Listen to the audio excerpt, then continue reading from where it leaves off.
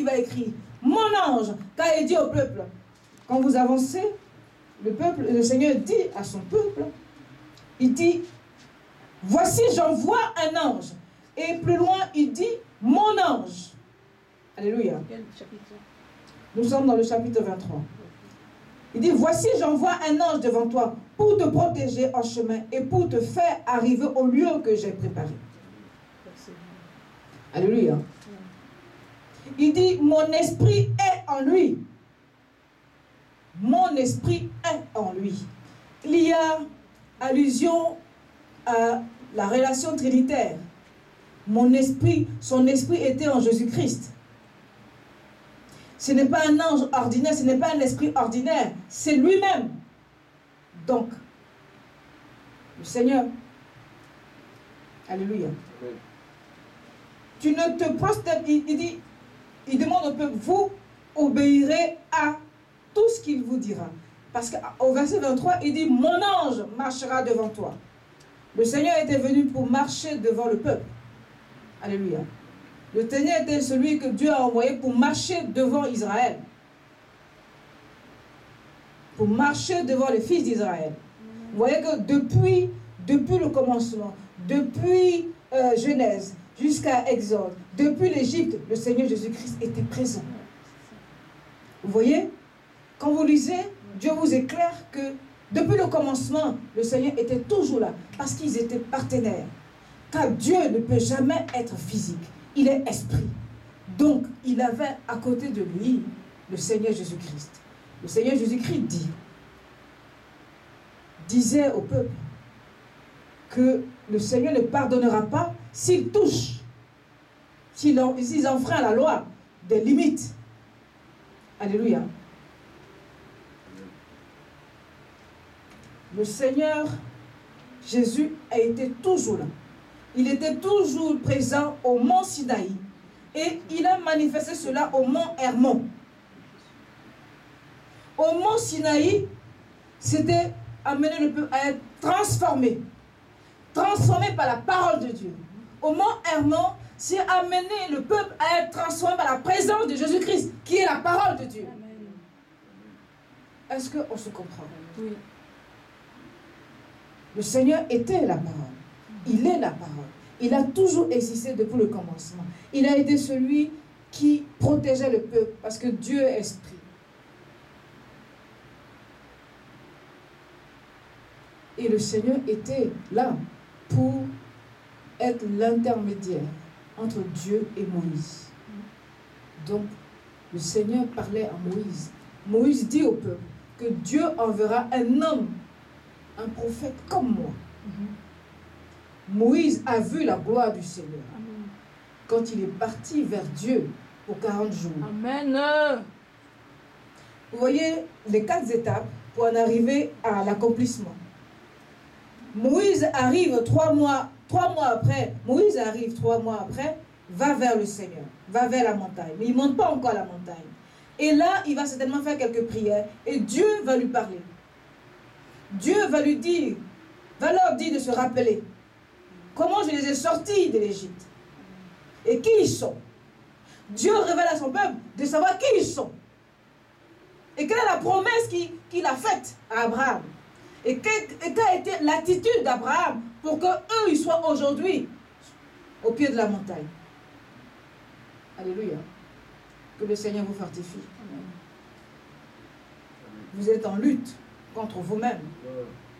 Alléluia. Je ne sais pas si vous avez reçu la révélation, parce que j'essaie un peu de décortiquer la parole, afin que vous puissiez comprendre à quoi je fais allusion. Voilà, je compare les 2 livres. Je compare Genèse chapitre 19 jusqu'à 24, et avec Matthieu chapitre 17, la transfiguration du Seigneur. On dit que le Seigneur a préparé le peuple à travers Moïse avant d'entrer à Canaan, à travers la parole de Dieu. Et ensuite, au chapitre de Matthieu 17, le Seigneur a préparé les apôtres avant son sacrifice sur la croix. Toujours à travers lui-même, qui est la parole. Là, ils n'avaient pas encore le Seigneur au mont Sinaï, mais ils avaient la parole.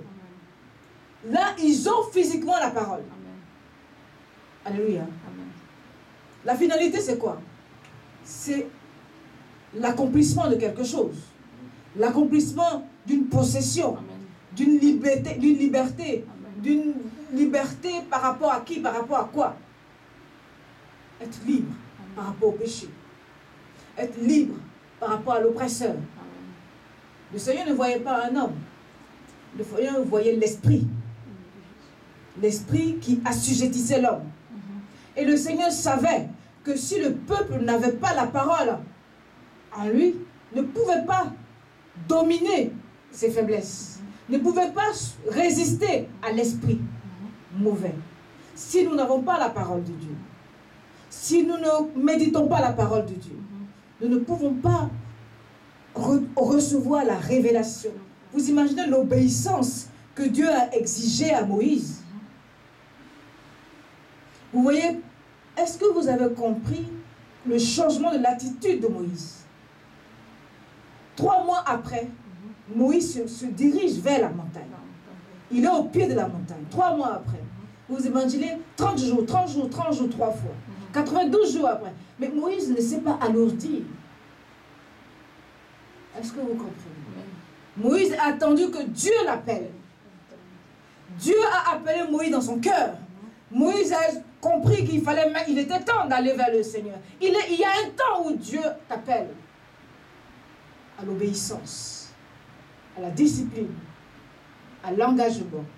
Moïse savait qu'il était temps maintenant, 3 mois après, d'aller vers le Seigneur pour recevoir ses ordonnances. Moïse n'est pas allé directement dans la grotte. Il est allé au pied. Il fallait que Dieu lui donne d'abord l'ordre de monter vers lui dans la grotte. Mais Moïse est resté au pied de la montagne. Et c'est là que Dieu lui a parlé. Dieu ne lui a pas parlé de façon audible. C'était entre lui et Dieu. Moïse seul entendait. Le peuple était à côté mais n'entendait pas ce que Dieu disait à Moïse. Il y a un temps où Dieu révèle ce qu'il te dit à tout le monde. Et il y a un temps où Dieu ne te parle qu'à toi seul. C'est à toi de savoir comment gérer ce que Dieu te dit. Comment l'exploiter. Comment l'organiser. Alléluia. Il y a un temps où tu dois prendre en compte ce que les gens te disent. Il y a un temps où tu dois prendre le temps à réfléchir sur ce que les gens te disent. Tu ne dois pas tout de suite t'agiter à le mettre en pratique. Jétro a parlé à Moïse. Mais Moïse a confié cela à Dieu. Et Dieu a inspiré Moïse que c'était maintenant qu'il devait user de ce que Jétro lui avait donné comme conseil. Alors, Moïse met en pratique les conseils de Jétro. Il convoque les anciens, il leur donne, leur transmet ce que Dieu lui a dit. Mais les anciens écoutent. Ils disent à Moïse, on obéira à la parole de Dieu. Alléluia. Amen. Moïse va retourner vers Dieu pour dire, ils disent qu'ils obéiront à ta parole. Et le Seigneur va dire à Moïse, voici, nous nous reverrons, mais avant, sanctifie-les. Nul ne peut voir la gloire de Dieu sans sanctification.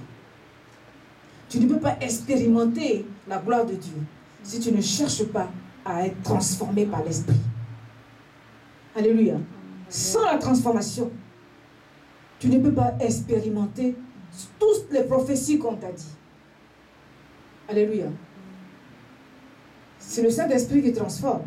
Mais il faut que tu sois disposé à ce que le Saint-Esprit te transforme. Il ne te transforme pas seulement que physiquement, puisque le Saint-Esprit, il régénère. On dit, il a été transfiguré. C'était visible, les gens voyaient le changement. Mais ce qui était important, c'est la transfiguration intérieure. Lorsque le Seigneur demande de sanctifier, le Seigneur demandait à Moïse de leur parler, que leur cœur soit changé pour le recevoir. C'était extérieur, mais il fallait saisir ça de façon spirituelle. Ce qui était spirituel était visible. Ils étaient lavés, ils avaient leurs vêtements aussi.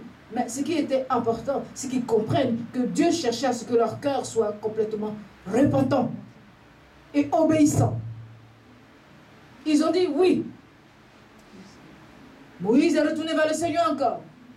Et le Seigneur est descendu. Il était en hauteur. Dieu est toujours en hauteur.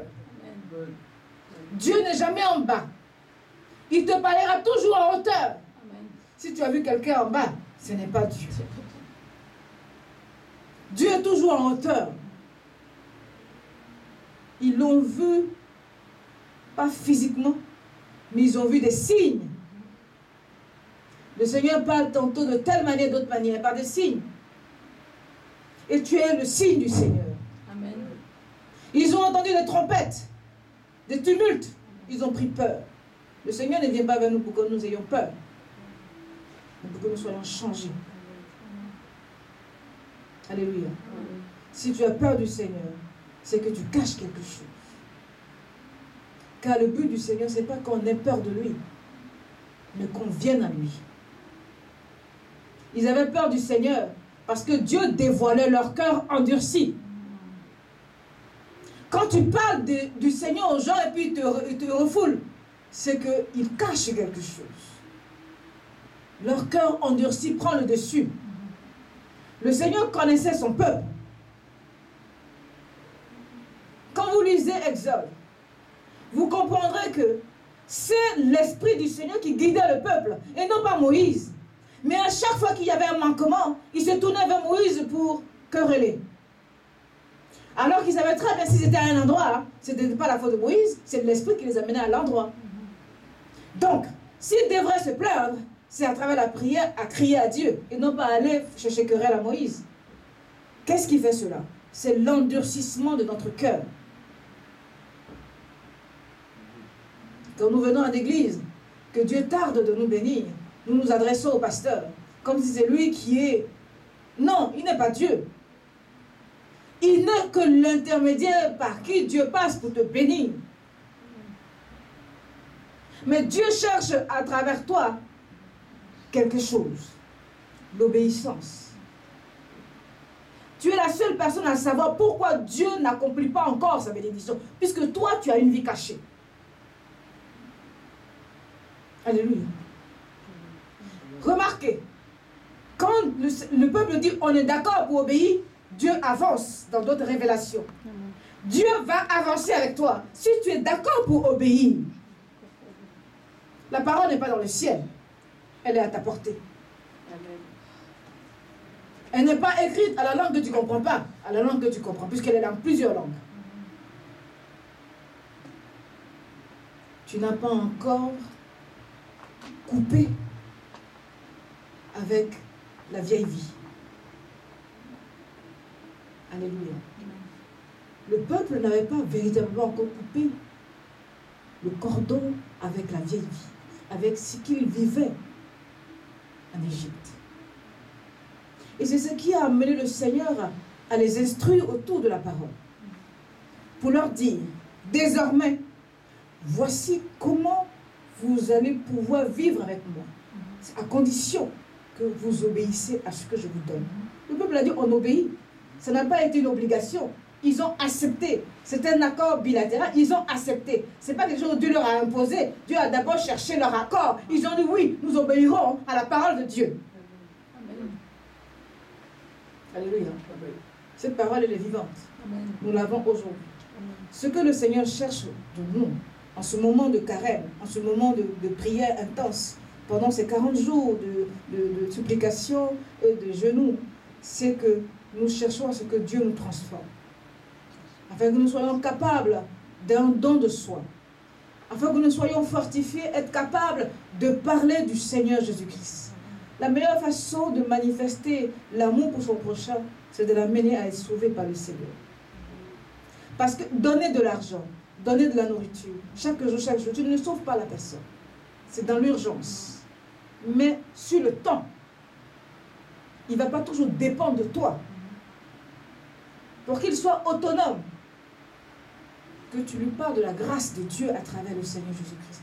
Comment il pourra arriver à se suffire, à assujettir, à être acteur de sa propre vie? C'est de s'attacher à la racine même de sa réussite, le Seigneur Jésus-Christ. Il te permet d'avoir une vue générale de ta vie. Il donne un sens à ta vie.